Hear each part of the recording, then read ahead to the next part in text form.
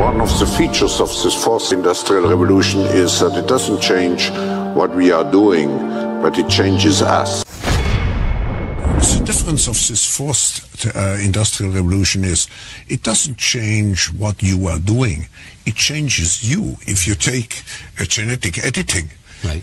Just as an example, it's you who are changed, and of course this has a big impact on your identity. Editing your genes?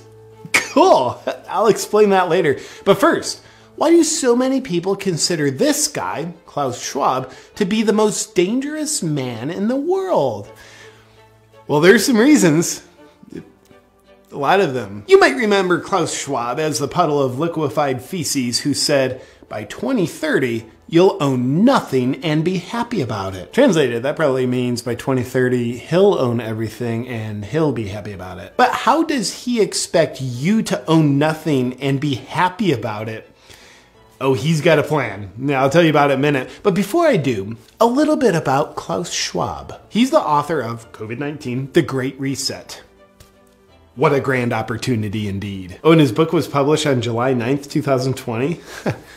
Wonder how he got it written and published that fast. It's almost like maybe he pre-wrote it before he started the pandemic. I mean, before the pandemic started. Old Klaus is also the founder and chairman of the World Economic Forum, an organization that faces the public with very noble sounding goals of creating a better world. Fear-mongering about climate change and disease are big goals of theirs. Welcome to Davos. Just park your private jet over there and then go inside and pretend to be concerned about climate change. Klaus and the World Economic Forum want a worldwide digital ID system that determines your access to goods and services. It would monitor your online behavior, purchases, and biometrics. It kind of seems like he just wants to do away with the whole democratic process and give all the power to the state and whoever runs the state, the deep state. But that's based on both his words and actions, so it's probably an inaccurate observation. Was Dr. Evil's character based on this reptile? Mr. Schwab writes the following.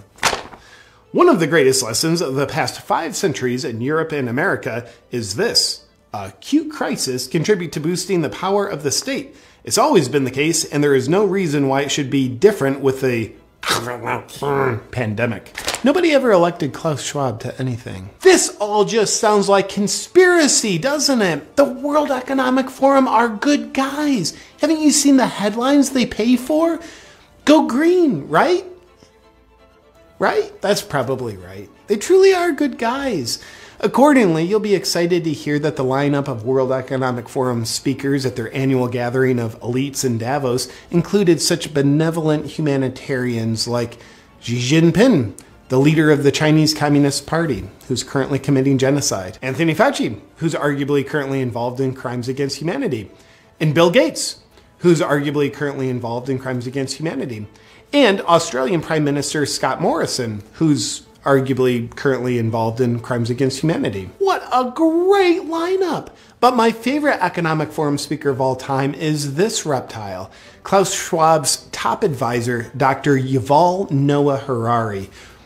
Let's see what he has to say. Data might enable human elites to do something even more radical than just build digital dictatorships. By hacking organisms, elites may gain the power to re-engineer the future of life itself. Because once you can hack something, you can usually also engineer it. Elites hacking organisms and re-engineering life itself? Well, he's not talking about doing that to people, is he? Now, in the past, many tyrants and governments wanted to do it, but nobody understood biology well enough, and nobody had enough computing power and data to hack millions of people. Neither the Gestapo nor the KGB could do it. But soon, at least some corporations and governments will be able to systematically hack all the people. Well, I guess he was talking about doing that to people. All people, to be specific. And if indeed we succeed in hacking and engineering life, this will be not just the greatest revolution in the history of humanity. This will be the greatest revolution in biology since the very beginning of life 4 billion years ago. For 4 billion years, nothing fundamental changed. Not playing God, are you? Because that usually works out super well. Science is replacing evolution by natural selection with evolution by intelligent design. Not the intelligent design of some God above the clouds. Oh, you are playing God. Say more. Evolution by natural selection with evolution by intelligent design. Not the intelligent design of some God above the clouds, but our intelligent design and the intelligent design of our clouds. The IBM cloud, the Microsoft cloud, these are the new driving forces of evolution. Gosh, you wouldn't by chance have a plan in place on how to control people with your cloud technology, would you? And that plan isn't by chance already being implemented, is it? Today, we have the technology to hack human beings on a massive scale. Oh, so you could implement it. In this time of crisis, you have to follow science. It's often said that you should never allow a good crisis to go to waste. Sounds familiar. And I guess you are implementing it already. Didn't anyone bother telling this guy not to say any of this out loud on camera? It's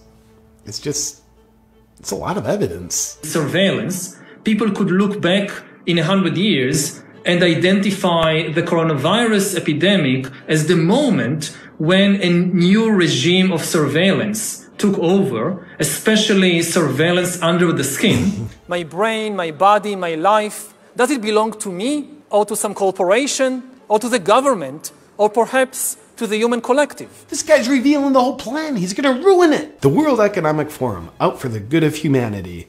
You'll own nothing, not even your own DNA, if we have our way. Now for some additional fun facts about Klaus Schwab and the World Economic Forum. They've got a Young Leaders Program, which is a 5-year indoctrination program into their principles. The goal of the program is to create world leaders who don't answer to their people because they don't care about them. They answer to their bosses at the World Economic Forum. Graduates of the program include admirable world leaders that are suspiciously in lockstep with the Great Reset, such as Justin Trudeau, Francis Macron, and Mark Zuckerberg. Sponsoring partners of the World Economic Forum's Young Global Leaders program have been the Bill and Melinda Gates Foundation and Google. I wonder why Google censors and shapes information to be in exact support of the World Economic Forum's narrative. Let's move on. And here's a picture of Klaus Schwab sitting in front of a statue of Vladimir Lenin. I wonder why he's got a statue of one of the most murderous world leaders in history. Lenin killed an estimated 5 million people. And finally, remember Schwab's whole thing about you'll own nothing and be happy about it? What's the World Economic Forum's plan to make that happen? Well, it's probably nothing, but consider this. BlackRock is an investment firm with $9 trillion under management, which is a higher GDP than every country on Earth, aside from the US and China. Therefore, it turns out BlackRock has more political and financial influence than the Federal Reserve and most governments. Sounds cool, but what's the connection with a World Economic Forum?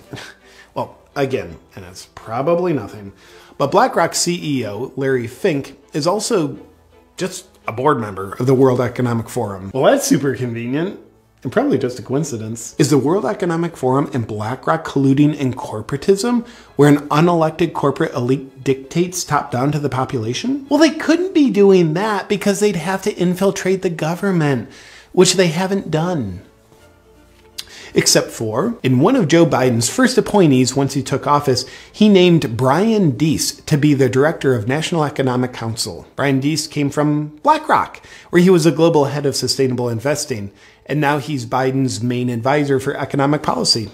But Biden's making the policy decisions, not the unelected corporate elites at BlackRock and the World Economic Forum. Of course Biden's making all the decisions. Let's not be silly. Oh look, there's a picture of Biden in the audience at the World Economic Forum. Oh, and also Kamala Harris's chief economic advisor is Michael Pyle. He came from BlackRock, where he was a global chief economic strategist. overseeing the strategy for investing $9 trillion.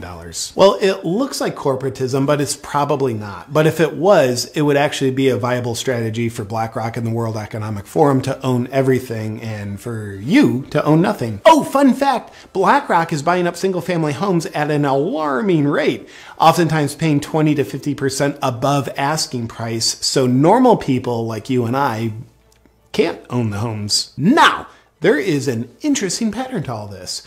You know how you hear about ancient tyrannical rulers who would rule over their dumb people by saying things like, yeah, if you don't do all of this slave labor and let me sleep with your wives, then God's going to make you all perish in a deadly storm. Well, God told me, and because I'm elite, I have access to this knowledge and you don't. So you better do as I say or you're going to die. Well, us peasants can't perceive what the king can, so we better do as he says. Go ahead and bang my wife. And thank you for doing it for my protection, King. Good old fear-mongering, a predictable pattern as old as time itself. But with Klaus and the World Economic Forum, it's climate change is gonna kill you, disease is gonna kill you, and a cyber attack's gonna get ya. So you better do as we say, or you're gonna die. I don't know, the weather looks pretty good to me. Why don't you ever smile, Klaus? You look like a sociopath. No, you don't understand. We elites have access to knowledge that you don't. So you better listen to us or you're gonna die. Same old fun pattern of fear-mongering. They know of the scary problems and only they have the solutions. So listen up or you're gonna die. Gotcha, Klaus. Nothing new here. We see you. In conclusion to the question, is Klaus Schwab the most dangerous man in the world? Here's his top guy again. Humans are now hackable animals. You know, the whole idea that humans have, you know, they have this soul or spirit and they have free will and nobody knows what's happening inside me. So whatever I choose, whether in the election or whether in the supermarket, this is my free will, that's over. Free will, that's over. It will indeed be over. If you outsource your thinking to outside influences and take the easy way out by choosing obedience over bravery. Doing so makes you very susceptible to being manipulated by fear. And if this happens, you will fail at remaining a free, sovereign individual. But here's how Schwab and his friends, who sociopathically never smile, fail at their great reset and you succeed at remaining a free, sovereign individual. Be guided by your own critical thinking and what your heart and soul knows is right. And choose bravery over obedience. Obedience or bravery? Outsource your perspectives or do your own critical thinking? We are in the process of either the Great Reset or the Great Awakening, and the choice isn't Klaus Schwab's. The choice is yours.